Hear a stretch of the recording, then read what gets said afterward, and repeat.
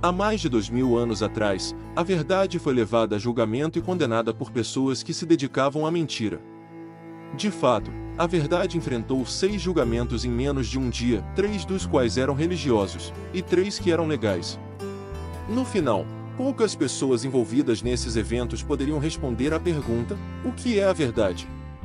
Depois de ver esse vídeo, veja nosso vídeo sobre o Jesus histórico. Continuando, depois de ser preso, a verdade foi levada primeiro a um homem chamado Anás, um corrupto ex-sumo sacerdote dos judeus. Anás quebrou inúmeras leis judaicas durante o julgamento, incluindo a realização do julgamento em sua casa, tentar induzir autoacusações contra o réu e bater no réu, o qual não havia sido condenado por nada até aquele momento. Depois de Anás, a verdade foi levada ao reinante sumo sacerdote, Caifás, o qual era o genro de Anás. Diante de Caifás e do sinédrio judaico, muitas testemunhas se prontificaram para testemunhar contra a verdade, mas nada podia ser provado, e nenhuma evidência de má conduta podia ser encontrada. Caifás quebrou pelo menos 7 leis, enquanto tentava condenar a verdade. 1. O julgamento foi realizado em segredo. 2. Foi realizado à noite. 3. Envolveu suborno. 4. O réu não tinha ninguém presente para fazer uma defesa a seu favor. 5. A exigência de 2 a 3 testemunhas não podia ser cumprida. 6. Usaram testemunho autoincriminatório contra o réu. Condenou o réu à pena de morte no mesmo dia. 7. Todas essas ações eram proibidas pela lei judaica.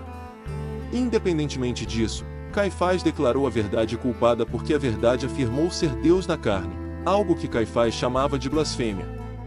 Ao amanhecer, o terceiro julgamento da verdade ocorreu, resultando no sinédrio judaico, pronunciando que a verdade devia morrer. No entanto, o conselho judaico não tinha o direito legal de executar a pena de morte, por isso foram obrigados a trazer a verdade ao governador romano na época, um homem chamado Pôncio Pilatos.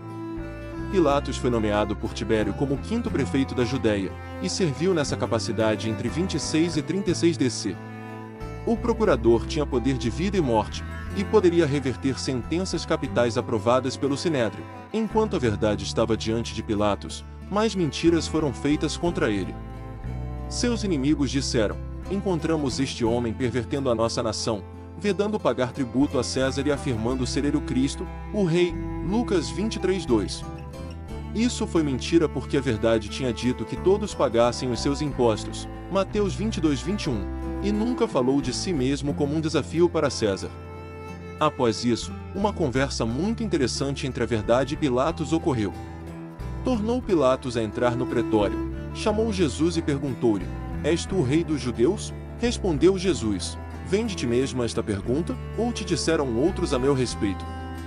Replicou Pilatos: porventura, sou judeu? A tua própria gente, e os principais sacerdotes, é que te entregaram a mim. Que fizeste?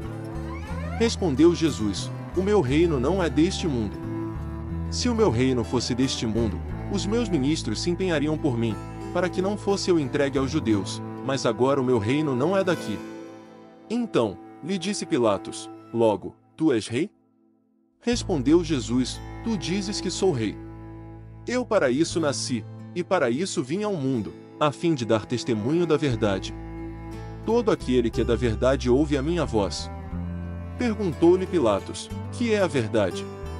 Tendo dito isto, voltou aos judeus e lhes disse: eu não acho nele crime algum. João 18:33-38. A pergunta de Pilatos: o que é a verdade? Tem sido repercutida ao longo da história.